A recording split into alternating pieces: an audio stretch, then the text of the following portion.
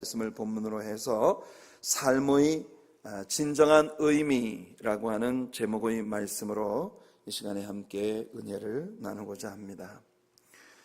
사실 전도서 12장 13절과 14절을 본문으로 읽어드렸습니다만 오늘 아침 이 설교를 통해서 우리가 다루게 될 말씀은 전도서의 11장과 12장 두 장 전체에 해당되는 말씀들입니다.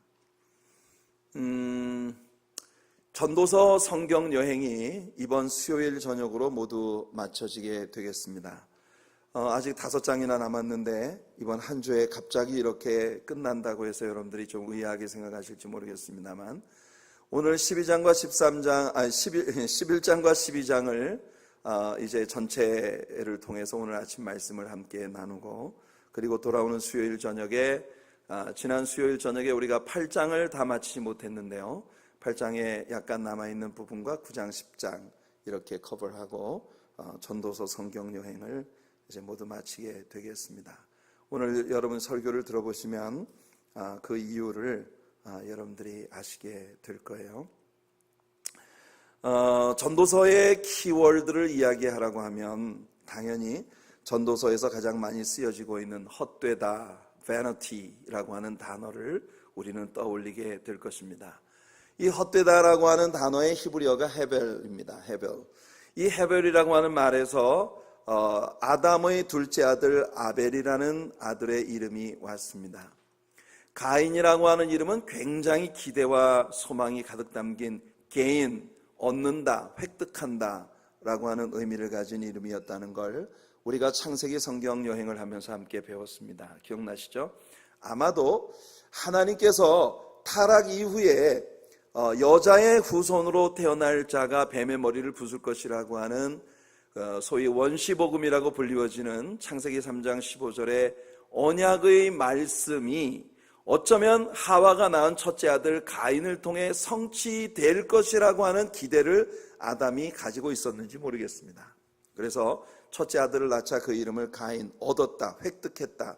굉장히 이 아이를 통해서 뭔가 이제 그 인류의 역사에 대단한 일이 이루어질 것 같은 기대가 담긴 그런 이름을 가인에게 붙인 것이죠.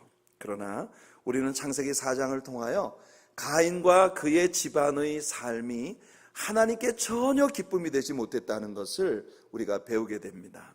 그래서 가인이라고 하는 사람의 삶을 저기 살펴보다가 둘째 아들을 낳았을 때 둘째 아들의 이름에는 첫째 아들의 이름과는 상당히 상반되어지는 아주 실망이 가득 들어찬 그런 이름, 정말 헛되다, 허망하다.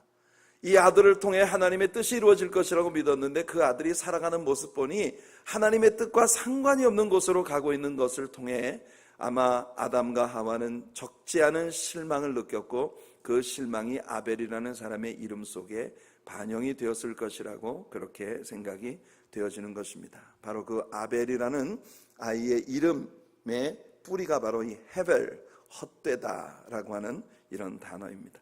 이 단어는 이 전도서 전체에서 38번 사용되었습니다. 12장으로 되어진 이 짧은 책에서 38차례 같은 단어가 반복되었다고 하는 건 이 단어가 이 책에서 얼마나 많이 반복되었는가 하는 것을 보게 해주는 겁니다. 그 다음에 전도서의 두 번째 키워드를 이야기하라고 하면 또 이 헛되다라는 단어 다음으로 많이 쓰여진 해 아래 혹은 하늘 아래 이 천하라고 번역되어진 under the sun이라고 하는 이 개념의 구절입니다.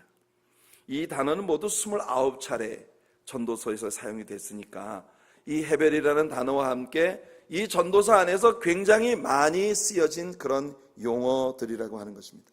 이 두 개의 단어를 합해서 생각해 볼 때 솔로몬이 해 혹은 하늘 위의 관점이 아닌 하늘 아래의 관점, 즉 인간의 관점으로 삶을 바라보았고 그 인간의 관점으로 이 해 아래에 있는 모든 인생의 삶의 진정한 의미가 무엇이고 진정한 행복이 무엇인가 하는 그 삶의 의미를 발견하려는 다양한 종류의 실험들을 했고 그 실험들의 결과가 모두 허무하다, 헛되다 라고 하는 그런 결론으로 끝났다고 하는 것을 우리들에게 말해주고 있다.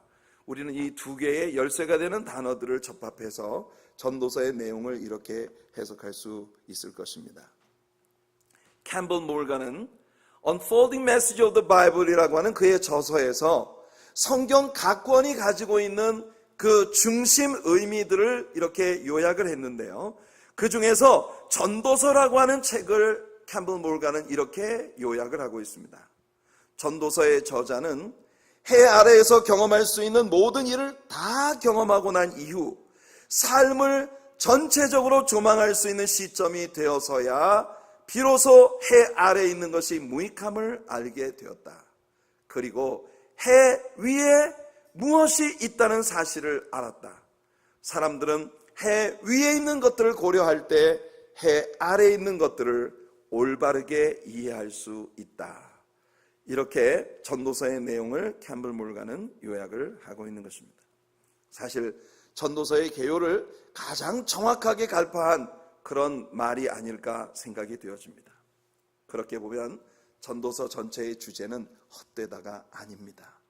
전도서의 주제는 삶의 참 의미는 해 아래 있지 않다라고 하는 그런 내용이라고 볼 수 있겠습니다. 전도서가 처음 시작될 때 솔로몬은 인생이라고 하는 것이 진정 살아볼 만한 가치가 있는 것일까? 삶이라고 하는 것이 정말 살아볼 만한 그런 진정한 의미가 있는 것일까? 라는 질문을 던졌습니다. 그리고 솔로몬은 해 아래에서 이스라엘의 통일왕국 제3대 임금으로서 당대 최고의 권세와 권위와 물질적인 부와 모든 영광을 가지고 그가 이 세상에서 누릴 수 있는 모든 것들을 자료로 해서 인생을 실험해 보았고 그 해 아래의 모든 것들을 궁구하여 살핀 후에 그가 내린 결론은 인생은 살만한 가치가 없다. 지난 수요일 저녁에 우리의 성경 여행을 통해 우리는 솔로몬이 아주 극단적인 염세주의에 빠져버린 그런 모습까지 우리는 보게 되었습니다. 그래서 그런 자신의 결론을 지지하기 위해 그가 인생을 통해 실험했던 모든 실험들을 이 전도서를 통해 우리에게 들려주는 것이에요. 이제 솔로몬은 자신의 모든 논증들을 다시 새로운 시각에서 검토하게 됩니다. 그것은 자신의 지혜로 해 아래의 것들을 실험하는 것이 아닌 하나님을 통하여 하나님의 말씀을 통하여 하나님의 관점으로 모든 것을 바라보는 새로운 시각의 검토입니다. 그러자 솔로몬은 이제까지 그의 인생의 실험들과는 달리 완전히 다른 결론에 도달하게 된 것이에요. 삶은 결코 무익하고 허무한 것이 아니구나. 우리 인생들에게 주어진 삶은 하나님의 의미들로 가득가득 채워져 있는 의미 있는 것이구나. 이것을 솔로몬은 발견했다는 것입니다. 그래서 전도서 11장과 12장 두 장에 걸쳐서 솔로몬은 자신의 인생 실험의 마지막 4가지 결론을 우리에게 들려주는 거예요. 여러분, 혹시 아직도 여러분들의 인생의 진정한 낙이, 여러분들의 인생을 통해서 얻을 수 있는 진정한 선물이, 삶을 살아보아야 할 이유가 있는 삶의 진정한 의미가 쾌락 혹은 과학 지식, 철학, 도덕, 심지어 종교적인 그런 시스템들 속에 있다고 여러분들이 여기고 계시다면 여러분은 솔로몬과 동일한 결론에 도달할 수밖에 없을 것입니다. 인생은 허무할 뿐입니다. 그러나 여러분들이 하나님을 통하여 우리들의 구주 예수 그리스도를 통해 하나님의 관점에서 해 위에 계신 하나님의 관점에서 여러분들의 모든 인생을 조망해 보신다면 이 세상의 모든 것들이 갑자기 눈부신 의미를 가진 것들로 변하게 되는 것을 경험하게 될 것입니다. 여러분들의 인생에 주어진 모든 날들이 갑자기 아름다운 목적들로 가득가득 들어차 있다는 사실을 발견하게 되실 것이고, 골방에 혼자 숨어 인생은 살아볼 만한 가치가 없어 염세적인 좌절과 낭만 가운데 한숨만 쉬고 있던 고독하고 외로운 삶으로부터 갑자기 광명천지에 나간 것처럼 모든 여러분들의 인생에 살아볼 만한 이유가 있는 진정한 의미를 가진 것들로 변화되어지는 그런 영광을 여러분들이 누리시게 될 것이라는 겁니다. 솔로몬은 오늘 11장과 12장을 통틀어 하나님을 통해서 바라본 인생에 대한 4가지 결론을 정리해 주고 있습니다. 전도서 11장 1절부터 6절에서 솔로몬은 인생은 모험으로 가득 찬 것이다 라고 하는 걸 발견합니다. 그래서 모험으로 가득 찬 삶을 살아갈 방법으로 우리들에게 믿음을 제시합니다. 그래서 솔로몬은 말합니다. 삶은 모험이다. 믿음으로 살아라. 그 다음 전도서 11장 7절로부터 12장 8절에서 솔로몬은 인생이라고 하는 것은 절대 단순히 우연히 우리에게 주어진 것이 아니라 하나님의 아름다운 선물로 주어진 것이다. 그러니 하나님이 우리에게 선물로 주셨다면 이 선물 속에는 하나님의 계획이 있고 이 선물이 우리를 기쁘게 하기 위한 하나님의 모종의 목적이 담겨 있는 것이다. 그러므로 인생이 주어졌을 때 즐겨라. 그 다음 3번째로 솔로몬은 12장 9절로 12절에서 삶은 하나님께서 목자이며 스승이 되어 우리를 가르치시는 인생 학교이다. 그러므로 우리는 인생 끝날 때까지 열심히 배워야 한다. 삶은 학교이다. 교훈을 배워라. 마지막으로 4번째 12장 13절과 14절 오늘 우리가 본문으로 읽은 말씀 속에서 솔로몬은 인생은 우리의 것이 아니라 하나님께로부터 위탁받은 것이라고 하는 걸 이야기하며 우리의 삶이 우리의 것이 아니고 하나님께로부터 위탁된 것이기 때문에 인생을 전부 내 마음대로 내 뜻대로 내 하고 싶은 대로 소진시켜서는 안 되고 우리에게 삶을 맡기신 하나님을 만나는 날 하나님 앞에 부끄러움 없는 결산서 가지고 나아갈 수 있는 인생이 되도록 생을 살아가는 동안 생의 전부를 통해 하나님을 경외하고 주의 교훈을 받으라고 하는 그런 결론을 우리에게 들려주는 것입니다. 오늘 솔로몬은 이 4가지 논술을 바탕으로 해서 전도서를 최종 결론 지어 보도록 하겠습니다. 솔로몬은 첫째로 삶은 모험이다. 믿음으로 살아라 라고 말합니다. 전도서 11장 1절부터 6절까지 말씀을 우리 같이 한번 읽어볼까요? 하나님 말씀을 함께 읽어보겠습니다. 솔로몬의 이야기를 직접 읽어보죠. 너는 내 떡을 물 위에 던져라. 여러 날 후에 도로 찾으리라. 7배게나 8배게 나누어 줄지어다. 무슨 재앙이 땅에 임하는지 내가 알지 못함이니라. 구름에 비가 가득하면 땅에 쏟아지며 나무가 나무로나 북으로나 쓰러지면 그 쓰러진 곳에 그냥 있으리라. 풍세를 살펴보는 자는 파종하지 못할 것이요 구름만 바라보는 자는 거두지 못하리라. 바람의 길이 어떠함과 아이벤 자의 태에서 뼈가 어떻게 자라는지를 내가 알지 못함같이 만사를 성취하시는 하나님의 일을 내가 알지 못하느니라. 너는 아침에 씨를 뿌리고 저녁에도 손을 놓지 말라. 이것이 잘 될는지 저것이 잘 될는지 혹 둘이 다 잘 될는지 알지 못함이니라. 여기서 솔로몬은 우리들에게 2가지 행동을 하는 사람을 주목해 바라보도록 초청하고 있습니다. 첫째는 자신들의 배를 바다에 내어보내는 상인입니다. 귀중한 가치를 지닌 상품들을 가득 실어 바다 위로 띄워보내는 상인의 마음, 그걸 바라보라는 겁니다. 2번째는 땅에 씨앗을 뿌리는 농부입니다. 이미 솔로몬이 실험들을 통해서 발견했던 것처럼 인생은 예측할 수 없는 가변적인 돌연성으로 가득 찬 것이다. 이것이 솔로몬이 그 실험을 통해 우리에게 얘기해 준 바 있습니다. 우리 인생들은 아무도 자신의 삶에 코앞에 닥쳐오는 환경의 변화를 통제할 능력이 없고 무엇이 다가올지 알 수도 없는 것이 우리 인생이다. 여기 내 식물을 물 위에 던지라 이렇게 솔로몬이 말을 했는데 우리 식물을 왜 물 위에 던지라는 겁니까? 이 말은 사실은 이렇게 번역될 수 있습니다. 배 안에 너의 곡물을 가득히 실어 떠나보내라. 이렇게 번역될 수 있는 말입니다. 솔로몬은 다양한 형태의 교역을 한 사람입니다. 배들이 귀중한 짐을 싣고 솔로몬을 떠나갑니다. 그리고 그 배들이 다시 돌아오기까지 여러 달의 항해를 하고 그곳에 가서 장사를 해서 또 수익을 얻고 그 얻은 수익으로 이 이스라엘에 되팔 수 있는 더 가치를 지닌 많은 물건들을 싣고 솔로몬에게로 여러 달 후에 돌아오게 될 것입니다. 그 여러 달 동안의 항해에 무슨 일이 일어날지 누가 장담할 수 있겠습니까? 이 배가 태풍을 만날 수도 있고 해적대들의 공격을 받아 갑자기 뱃짐들을 모두 뺏겨버릴 수도 있다는 것이죠.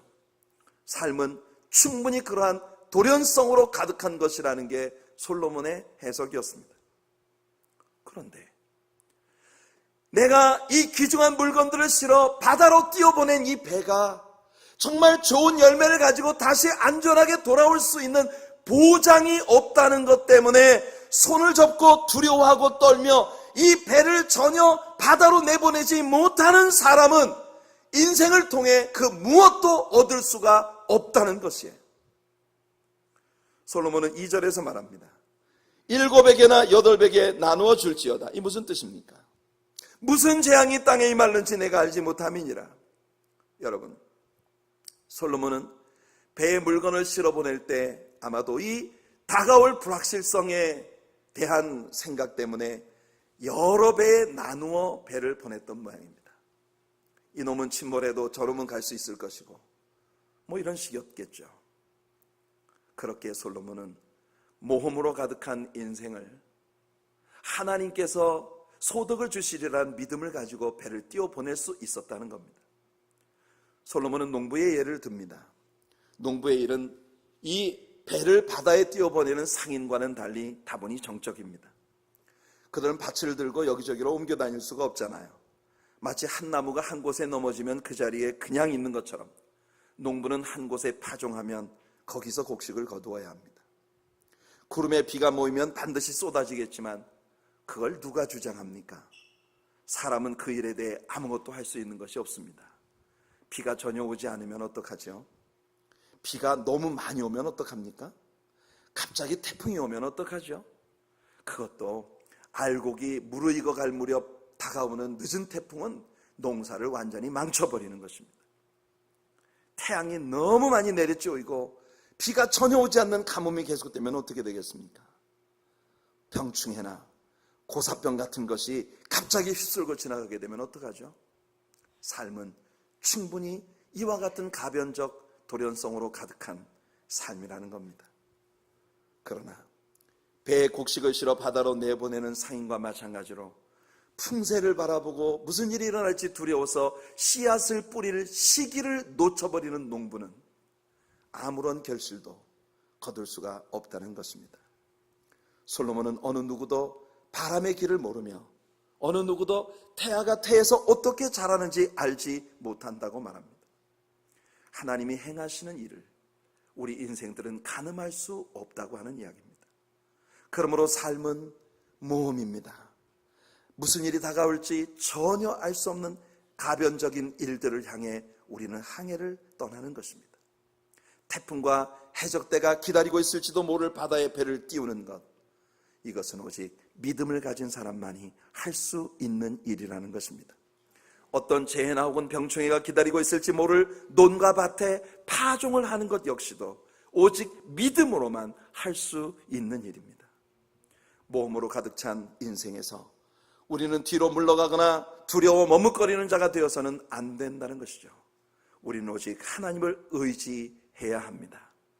예수님께서는 어느 누구에게도 내일을 예측할 수 있다거나 혹은 우리의 삶에 전혀 어려움이나 도전 같은 것은 다가오지 않는 순풍에 돛을 달고 미끄러지듯 나아가는 그런 인생이 될 것이라고 약속을 하지 않으십니다. 하지만 우리 예수님은 그 돌연한 가변적인 돌연성으로 가득한 그런 몸으로 가득한 인생을 우리가 살아나갈 때에 항상 우리와 함께 해 주시겠다고 약속하고 계신 것입니다. 우리가 믿어야 하는 건 바로 이겁니다. 우리의 삶엔 여전히 불안이 있습니다. 내일 갑자기 모든 게 무너지면 어떡하지? 내일 갑자기 내 손에 있는 모든 소중한 것들이 나를 떠나버리면 어떡하지? 내일 갑자기 내가 기대하지 않았던 질고가 내게 닥쳐와 내 모든 걸 상실하게 되면 어떡하지?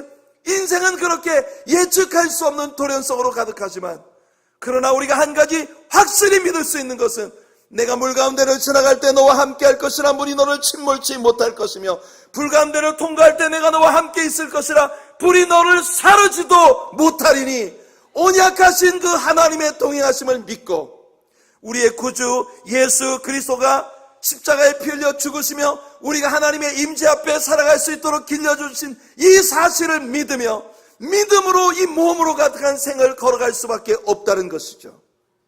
이것이 인생을 살아가는 방법이며 이렇게 살아가는 인생이야말로 생의 진정한 의미를 찾을 수 있는 삶이라고 하는 걸 솔로몬은 우리에게 가르쳐주고 있는 것입니다.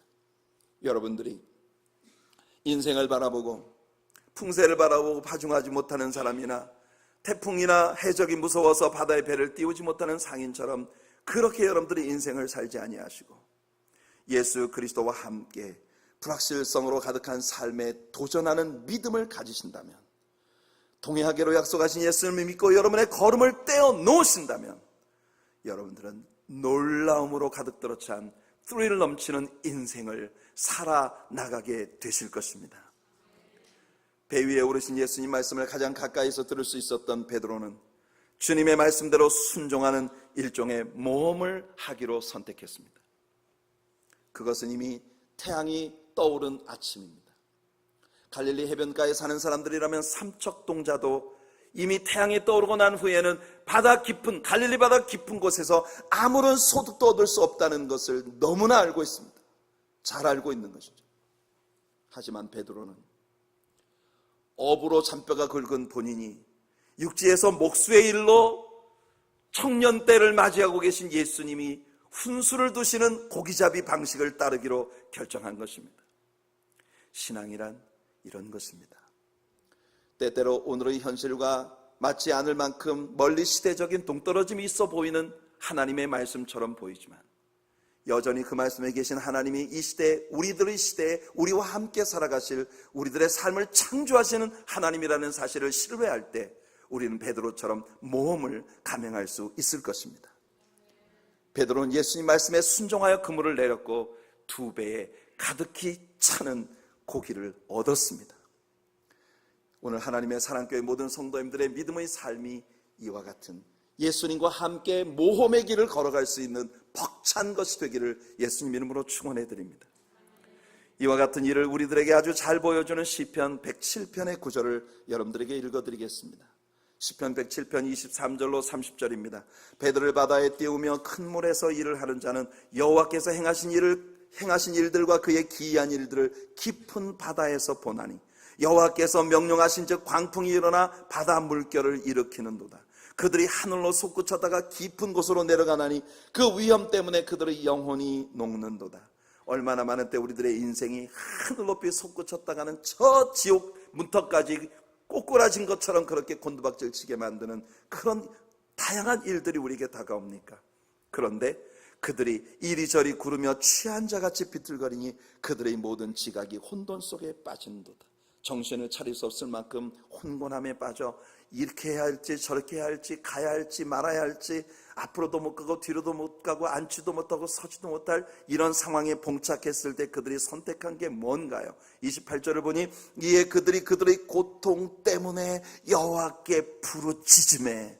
하나님께서 우리들의 인생에 즐거움을 주시는 이유가 뭔지 이 구절이 우리들에게 명확하게 가르쳐주고 있는 것입니다. 왜 우리 인생에 기대하지 않았던 질곡들이 다가오나요? 그 혼곤함 가운데 우리가 선택할 수 있는 최고의 길은 여호와 하나님께 기도로 나아가는 것입니다. 이에 그들이 그들의 고통 때문에 여호와께 부르짖으매 그가 그들의 고통에서 그들을 인도하여 내시고 광풍을 고요하게 하사 물결도 잔잔하게 하시는도다. 그들이 평온함으로 말미암아 기뻐하는 중에 여호와께서 그들이 바라는 항구로 인도하시는도다. 옛날 개역 성경에 여호와께서 그들을 소망의 폭으로 인도하시는도다. 여러분들의 소원이 담긴 안전한 포구, 주님이 여러분들의 삶을 통해 계획하고 목적하신 그 멋지고 아름다운 그런 축복의 자리로 하나님이 여러분들을 이끌어 가실 것이라는 걸 믿고, 인생은 모험입니다. 믿음으로 살아가는 저와 여러분들이 되기를 예수님 이름으로 축원해 드립니다. 그 다음 2번째로 솔로몬은 우리의 삶은 하나님의 선물이다. 그러니 선물이 우리에게 주어진 동안 마음껏 누려라. 이렇게 말하고 있습니다.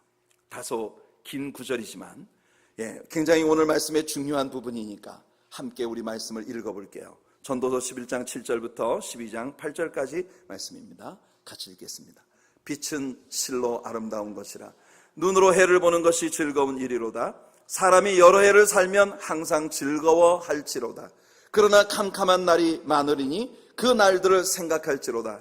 다가올 일은 다 헛되도다. 청년이여 내 어린 때를 즐거워하며 내 청년의 날들을 마음에 기뻐하여 마음에 원하는 길들과 내 눈이 보는 대로 행하라. 그러나 하나님이 이 모든 일로 말미암아 너를 심판하실 줄 알라. 그런즉 근심이 내 마음에서 떠나게 하며 악이 내 몸에서 물러가게 하라. 어릴 때와 검은 머리의 시절이 다 헛되니라. 너는 청년의 때에 너의 창조주를 기억하라. 곧 곤고한 날이 이르기 전에 나는 아무 낙이 없다고 할 해들이 가깝기 전에 해와 빛과 달과 별들이 어둡기 전에 비 뒤에 구름이 다시 일어나기 전에 그리하라. 그런 날에는 집을 지키는 자들이 떨 것이며 힘 있는 자들이 구부러질 것이며 맷돌질하는 자들이 적음으로 그칠 것이며 창들로 내다보는 자가 어두워질 것이며 길거리 문들이 닫혀질 것이며 맷돌 소리가 적어질 것이며 새 소리로 말미암아 일어날 것이며 음악하는 여자들은 다 새하여질 것이며 또한 그런 자들은 높은 곳을 두려워할 것이며 길에서는 놀랄 것이며 살구나무가 꽃이 필 것이며 메뚜기도 짐이 될 것이며 정욕이 그치리니 이는 사람이 자기의 영원한 집으로 돌아가고 조문객들이 거리로 왕래하게 됨이니라. 은줄이 풀리고 금그릇이 깨지고 항아리가 샘 곁에서 깨지고 바퀴가 우물 위에서 깨지고 흙은 여전히 땅으로 돌아가고 영은 그것을 주신 하나님께로 돌아가기 전에 기억하라. 전도자가 이르되 헛되고 헛되도다. 모든 것이 헛되도다. 여러분, 솔로몬은요 우리가 우리에게 주어진 삶을 누리기 위해 유념해야 할 세 가지를 강조하고 있습니다. 첫째로 기뻐하라는 것입니다. 이 11장 7절로 9절 말씀이죠. 우리들에게 주어지는 하루하루는 하나님의 선물입니다. 특별히 솔로몬은 젊은이들의 하루하루를 마음에 원하는 길로 행하는 모험을 해보라고 말합니다. 그러나 이것은 자신의 젊은 날이 그랬던 것처럼 젊은 시절의 방탕을 계속하며 마음속에 죄의 욕구를 충족시키려는 그런 몸부림으로 살아란 말은 아닙니다. 이것은 다시 올 수 없는 젊은 날의 특권을 마음껏 누리며 즐기라는 것입니다. 그러나 솔로몬은 중요한 말을 덧붙입니다. 인생을 진정으로 즐기는 개념이 뭔가를 말하죠. 하나님께서 너를 심판하실 것이다. 젊음은 분명 놀라운 특권이지만 그 특권을 어떻게 행사했느냐 하는 것에 대한 하나님의 심판의 때가 있을 것이라는 걸 기억하면 우리는 절대 방종으로 흘러갈 수 없다라고 하는 걸 솔로몬은 우리에게 가르쳐 주는 것입니다. 둘째로 인생을 즐기는 또 하나의 방식은 물리쳐야 할 것을 물리치는 겁니다. 근심으로 내 마음에서 물러가게 하며 죄악으로 내 몸에서 물러가게 하라. 우리가 인생을 정말 하나님의 선물로서 즐기려면 근심을 물리쳐야 하고 죄악을 물리쳐야 합니다. 그 다음 세 번째로 솔로몬은 우리들에게 주어진 선물인 인생을 즐기는 또 하나의 방식, 기억해야 할 것을 반드시 기억하라는 것입니다. 특별히 청년의 때의 창조자를 기억하라고 권고하고 있습니다.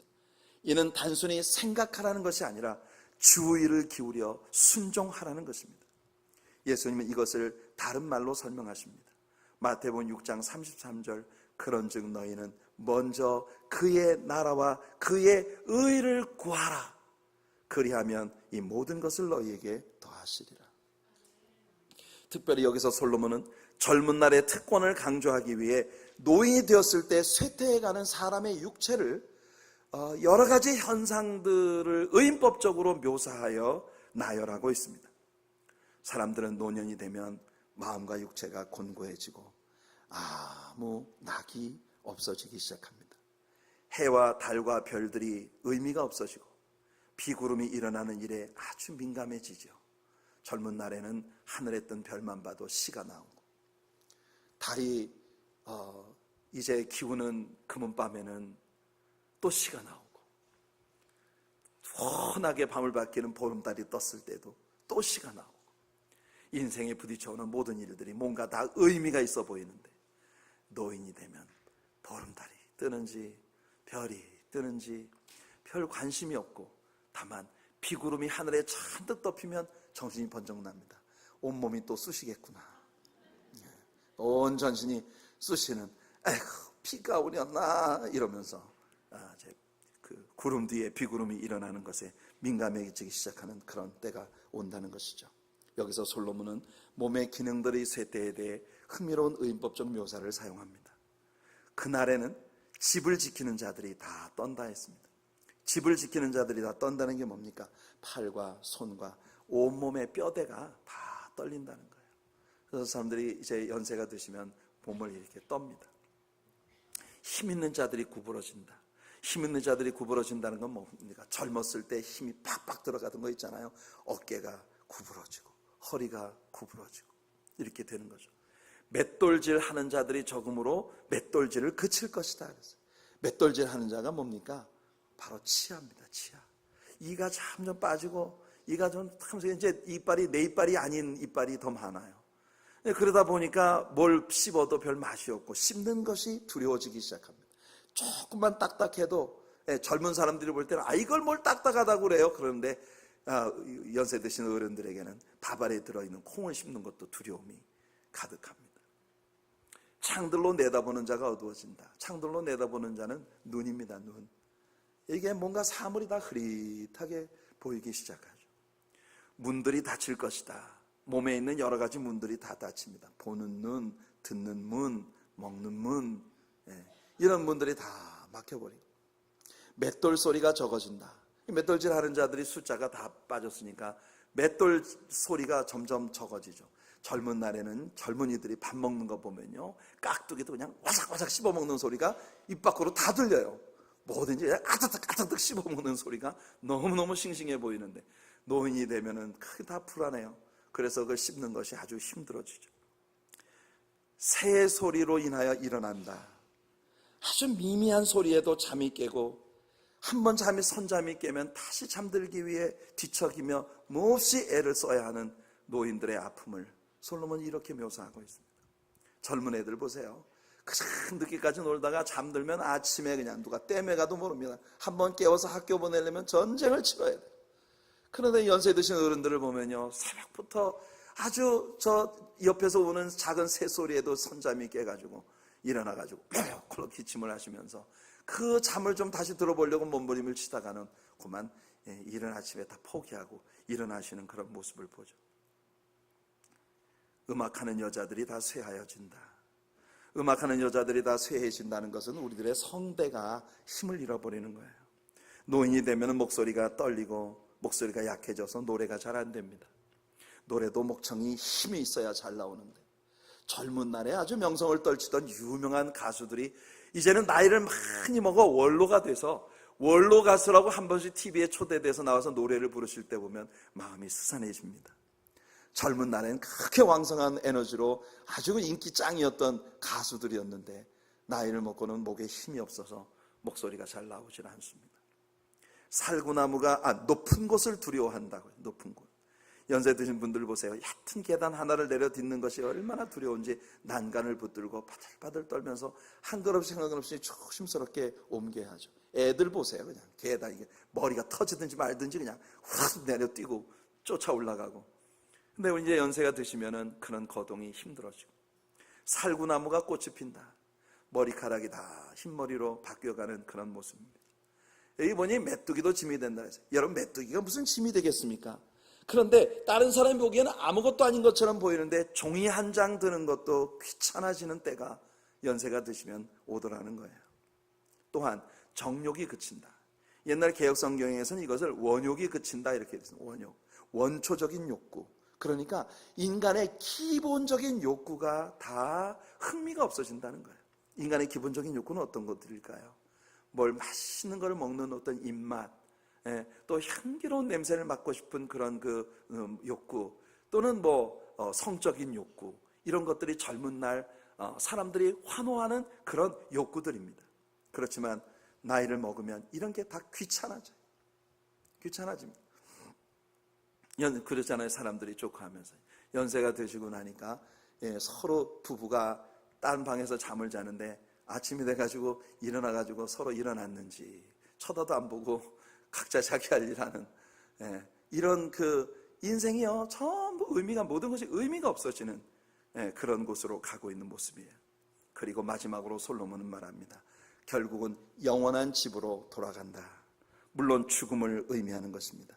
이제는 거리에 조문하는 사람들의 왕래하는 발걸음이 바빠지게 된다고 솔로몬이 이야기합니다. 이렇게 여러분, 연로해서 세상을 떠난 때라도 사람들은 그 사람의 생을 생각하면 그 생이 너무 덧없이 허무하게 일찍 끝나버렸다고 생을 추억하게 됩니다. 솔로몬은 그것을 이렇게 표현합니다. 은줄이 풀리고 금그릇이 깨지고 항아리가 샘 곁에서 깨지고 바퀴가 우물 위에서 깨지는 것, 인생이란 그런 것이다라고 말을 하고 있는 거예요. 여러분, 은줄이 풀린다는 게 무슨 말입니까? 여러분, 구슬을 아주 소중하게 여기며 하나씩 하나씩 꿰어서 인생이 은줄에 구슬이 탈탈 달린 목걸이처럼 그렇게 아름다운 것들로 가득한데 어느 순간 은줄이 탁 끊어지면서 인생의 그 소중히 여기던 모든 것들이 갑자기 순식간에 온 사방으로 비산해버리는 그런 일이 벌어진다는 거예요. 인생의 죽음이 다가올 때 항아리가 샘 곁에서 깨진다. 여러분, 옛날 우리 한국 어른들은 항아리를 머리에 이고 다녔습니다. 또아리에다가 이렇게 이고 다녔습니다. 이스라엘 사람들은 항아리가 길쭉하게 생겨가지고 어깨에 이렇게 메고 다녔어요. 그런데 여러분, 집에서부터 이 무거운 항아리에 가득 물을 담아가지고 집으로 와 유용하게 쓰겠다는 기대를 가지고 항아리를 들고 우물 곁에까지 가는 거예요. 우물 곁에 항아리를 세워놓고는 거기에 막 물을 퍼부어가지고 물을 가득 채워서 잘 됐다. 이제 이 항아리 가지고 가면 집에 식구들이 맛있는 것도 해먹고 또 씻기도 하고 아주 소중하게 쓰겠지. 그런 기대를 가지고 이 항아리를 집어들으려고 뜩 한데 이 항아리에 묻은 물이 그냥 쭉 미끄러지면서 떨어져가지고 박살이 나버려요. 그렇게 소중하게 아까운 것들로 가득 채웠는데 순식간에 항아리가 깨지면서 그 안에 담긴 모든 소중한 것들이 다 소진되어지는 이와 같은 모습. 솔로몬은 인생이 이런 것이다라고 말합니다. 인생을 70, 80 살면서 온갖 소중한 것들로 인생을 채우기 위해 얼마나 아등바등 애를 쓰며 우리가 살아왔습니까? 그런데 죽음이란 우리 모든 사람들에게 어느 날 갑자기 닥쳐와서는 은줄이 끊어진 것처럼 항아리가 깨진 것처럼 우리가 소중히 여기는 가치 있는 것들로 채워졌다고 생각하는 인생을 한꺼번에 박살나버리는, 그리고 모든 것이 다 비산해버리는 이런 결과를 초래하게 만든다는 거예요. 성도 여러분, 그래서 솔로몬은 말합니다. 내일은 헛된 것이다. 그 말이 무슨 말입니까?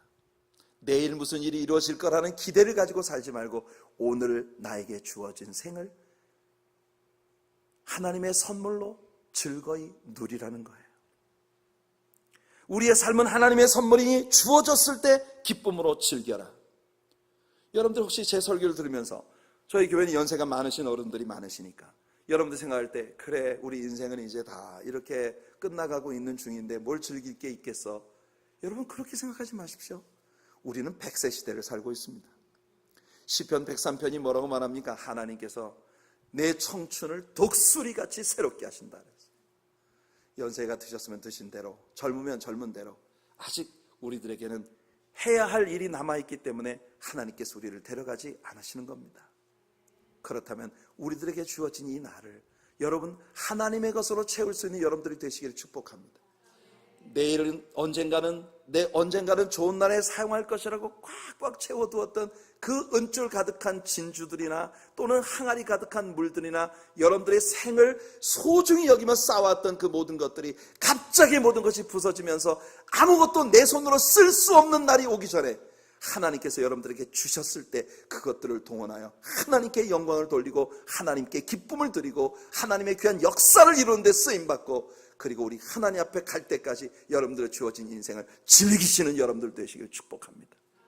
솔로몬이 전도서에서 거듭거듭 하고 있는 말이 뭐예요? 나 열심히 일하면서 이렇게 많은 것을 쌓아두었는데 내가 떠나고 난 다음에 남이 즐기더라, 그렇게 말합니다. 여러분들, 우리 인생 끝나기 전 하나님께서 주신 모든 날들, 하나님이 주신 소중한 것들을 사용하여 아버지의 영광을 나타내는 즐거운 인생을 살아가시는 여러분들 되시길 축복합니다. 세 번째로 솔로몬은 우리 삶은 일종의 학교라고 말합니다. 전도서 12장 9절로부터 12절까지죠. 그러니까 우리는 인생 전체를 통해 끊임없이 배워야 한다고 말합니다. 한번 읽어볼까요? 전도서 12장 9절부터 12절입니다. 전도자는 지혜자이어서 여전히 백성에게 지식을 가르쳤고 또 깊이 생각하고 연구하여 잠언을 많이 지었으며 전도자는 힘써 아름다운 말들을 구하였나니 진리의 말씀들을 정직하게 기록하였느니라. 지혜자들의 말씀들은 찌르는 채찍들 같고 회중의 스승들의 말씀들은 잘 박힌 목 같으니 다 한 목자가 주신 바이니라. 내 아들아, 또 이것들로부터 경계를 받으라. 많은 책들을 짓는 것은 끝이 없고 많이 공부하는 것은 몸을 피곤하게 하느니라. 사람들은 때때로 시험에 실패하고 난 후에야 인생에 대한 교훈을 비로소 배우게 됩니다. 하나님은 우리를 가르치는 최고의 방법으로 하나님의 말씀을 사용하십니다. 그러나 많은 경우 우리는 하나님의 말씀에서 교훈을 받기를 꺼려합니다. 대부분의 경우가 말씀 속에 약속하고 있는 일들이 아직 우리들이 당하지 않은 일이라고 생각하기 때문일 것입니다. 그러므로 하나님은 우리의 다양한 삶의 체험들을 통해 그리고 역사 속에 있었던 많은 교훈들을 통해 우리들을 가르치시는 것입니다. 인생은 학교입니다. 우리의 생이 다하기까지 열심히 배우는 여러분들 되시기를 축복합니다. 솔로몬은 11절에서 기막힌 말씀을 합니다. 지혜자의 말씀은 찌르는 채찍 같고 회중의 스승의 말씀은 잘 박힌 목과 같으니 다 한 목자에 주신 바니라. 다 한 목자. 우리의 목자 되시는 예수 그리스도를 통해 우리에게 선포되어진 하나님의 말씀들, 그 말씀이 우리 인생을 올바른 곳으로 나아가게 하는 채찍이며 그 말씀이 우리들을요 잘 박힌 목과 같이. 여러분, 못이라고 하는 것의 용도가 뭔가요? 못이라고 하는 것은 크게 두 가지 일에 사용합니다. 첫째는 두 가지 서로 다른 물건을 한 군데 접합시키기 위해 못을 박습니다. 송판을 강목에 박아서 데스크 같은 걸 만들죠. 두 가지를 한 가지로 접합시키는 데 쓰여집니다. 또한 못이라고 하는 건 어디에 씁니까? 벽에다 박아놓고 모든 것을 거는 유용한 도구로 씁니다. 여러분, 하나님의 말씀이 우리들에게 잘 박힌 못과 같다는 건 우리 인생을 하나님께 단단히 고정시켜 주는 것, 그리고 우리 인생에 이 못처럼 하나님의 말씀에 모든 것을 걸어두고 살 수 있는, 우리 인생의 모든 국면들의 교훈을 받을 수 있는 유용한 것이 하나님 말씀이다. 우리의 한 목자 예수 그리스도를 통해 주신 하나님 말씀이 여러분 잘 박힌 목과 같이 여러분들의 가슴에 하나님의 것들을 여러분들에게 일깨워 주시고 여러분들의 인생을 하나님께 단단히 고정시켜주는 그런 하나님의 축복으로 나타나게 되기를 소원합니다. 이제 마지막으로 솔로몬은 우리들의 삶이 우리 것이 아니다, 하나님께로부터 위탁된 것이다, 따라서 삶을 위탁하신 하나님 앞에 결산하러 가는 날이 반드시 온다는 걸 기억하고 하나님을 경외하는 삶을 살아라. 이것이 솔로몬의 마지막 교훈입니다. 오늘 본문으로 제가 읽어드린 13절과 14절을 같이 한번 읽어보겠습니다. 일의 결국을 다 들었으니 하나님을 경외하고 그의 명령들을 지킬지어다. 이것이 모든 사람의 본분이니라. 하나님은 모든 행위와 모든 은밀한 일을 선악간에 심판하시리라. 삶은 하나님의 선물이라고 했습니다. 그러니까 삶은요 원래부터 내 것이 아닙니다. 하나님께로부터 주어진 것이고 하나님께로부터 위탁된 것입니다. 여기서도 솔로몬은 세 가지 권고를 합니다. 첫째는 우리의 삶이 하나님께 위탁된 것이니 첫째, 삶을 위탁하신 하나님을 경외해라. 둘째는 그 명령을 지켜라. 셋째는 심판을 준비하라 하는 것입니다. 여러분, 덧없는 솔로몬의 인생 실험은 끝났습니다. 그 모든 실험들을 통해 솔로몬이 얻은 결론은 아주 단순하고 명료합니다. 삶은 모험입니다. 불확실성으로 가득 들어찬 모험 같은 인생을 살아가는 방식이 뭔가요? 나와 영원히 동행하신다는 주님을 믿는 믿음으로 담대하게 7배게나 8배게 퍼줄 수 있는, 그리고 주실 열매를 바라보며 파종할 수 있는 삶은 모험입니다. 믿음으로 살아가는 여러분들 되시길 축복합니다. 삶은 하나님의 선물입니다. 지금 이 순간 여러분들에게 주어진 것이, 그래서 여러분들의 손에 보이는 게, 손에 잡히는 게 뭐든, 눈에 보이는 게 뭐든, 귀에 들리는 소리가 뭐든, 오늘 여러분은 내게 주어진, 오늘 아침에 내 눈에 보이는 이것이 오늘 여러분들의 삶에 주신 선물이니 이것을 누리시는 여러분들 되시길 축복합니다. 아직 다가오지 않은 내일은 우리 것이 아닙니다. 이미 지나가버린 어제도 더 이상 우리 것이 아닙니다. 지금 이 시간 하나님이 여러분에게 주신 생의 모든 요소들을 하나님의 선물로 즐거이 누릴 수 있는 믿음이 여러분들에게 있기를 축복합니다. 삶은 학교입니다. 죽을 때까지 배워야 합니다. 채찍과 같은 주의 말씀에 인도하심, 잘 박힌 목과 같이 우리를 주님께 견고히 접착시켜주며 우리로 하여금 주님께 매달리게 만들어주는 하나님의 말씀으로 우리는 교훈을 받아야 합니다. 연세가 많이 드셨어도 계속해서 배우셔야 합니다. 우리 안옥희 권사님, 또 우리 이선자 권사님, 연세 많이 드신 할머니들이지만 주일마다 아침 예배를 2번을 드리세요. 1부 예배 설교를 다 들으셨는데 2부 예배 또 앉아 계시는, 저는 2부 예배를 드리면서 저분들이 조우는 걸 본 적이 없습니다. 1부 예배 다 들으신 설교를 2부에 또 들으시는데, 그런데도 처음 들으시는 것처럼 그렇게 재미있게 말씀을 들으세요. 인생을 많이 살으신 어른들이 인생에 남는 게 이것뿐이다. 젊은이들아, 우리한테 배워라. 이렇게 말씀하시는 겁니다. 여러분들 다 알고 있는 것처럼 살지 마세요. 인생이 끝나는 그날까지 아직도 난 배울 것이 많은 사람처럼 사시길 바랍니다. 바울 사도가 인생의 거의 끝자락에 다다른 순간에도 난 아직도 예수님을 더 알고 싶고 그의 부활의 능력을 더 알고 싶고 어떻게 하면 그와 함께 고난에 참여할 수 있을까를 더 알고 싶어서 I press on myself, 나는 끊임없이 표대를 향해 달려가고 있다고 고백했지 않습니까? 그것이 여러분들의 생이 되기를 축복합니다. 삶은 우리 것이 아닙니다. 내가 마음대로 살아도 되는 것이 아닙니다. 삶은 하나님께로부터 위탁된 것이기 때문에 예수님의 비유처럼 우리가 주님 앞에 나아가 우리 인생을 어떻게 썼는지에 대해 계수하는 날이 반드시 온다는 겁니다. 5달란트, 2달란트, 1달란트 받은 종들이 예수님 앞에 주님의 비유 가운데에서 왕 앞에 나와 결산하듯 여러분들의 인생을 어떻게 살았는지 주님과 계수하는 날이 올 때 여러분들 모두가 하나님 주신 이 아름다운 삶을 잘 살았습니다, 부끄러움 없는 결산서 가지고 주님께 나아가 잘하였도다 착하고 충성된 종아, 내가 작은 일에 충성하였으며 내 주인의 큰 기쁨에 함께 참여하리라. 하나님의 축복의 선포를 받는 우리 모든 성도님들 되시기를 예수님 이름으로 축원해 드립니다. 이제 전도서를 끝내며 여러분들에게 한 가지 묻겠습니다. 여러분들의 인생은 살아볼 만한 가치가 있는 것인가요? 분명히 그렇다는 걸 우리는 솔로몬을 통해 배웠습니다. 솔로몬은 전도서에서 6차례나 살 수 있는 한 삶을 누려라라고 말합니다. 만일 여러분들이 예수 그리스도를 자신의 구세주로 영접하셨다면 이미 여러분들의 인생을 허무하게 만드는 죄와 허물과 모든 악한 것들이 십자가 위에서 심판당해버렸습니다.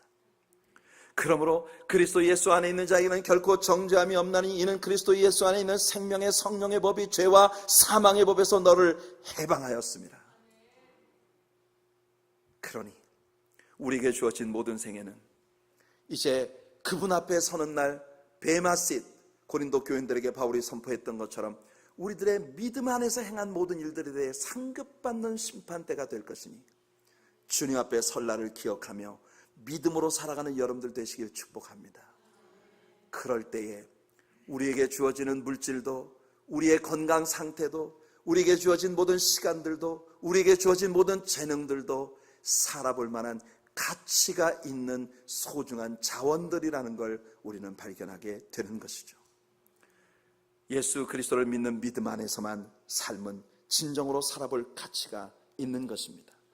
예수님이 여러분과 함께 하실 때 여러분, 하나님께서 여러분의 삶에 어떠한 것을 주시든 여러분들은 그 모든 걸 만족하며 누리게 될 것이니까 솔로몬이 그토록 찾고 찾았던 삶의 진정한 만족과 진정한 의미는 바로 예수 그리스도입니다. 예수 그리스도 안에서 여러분들에게 주어진 모든 날들을 몸이 아프면 아픈 대로, 잘 풀리면 잘 풀리는 대로, 뭐가 맺히면 맺힌 대로 그 모든 것들 속에서 주님과 함께 우리의 삶을 향한 주님의 뜻을 이루어갈 모험의 현장으로 살아가게 되는 여러분 모두가 되시기를 예수님의 이름으로 축원해 드립니다.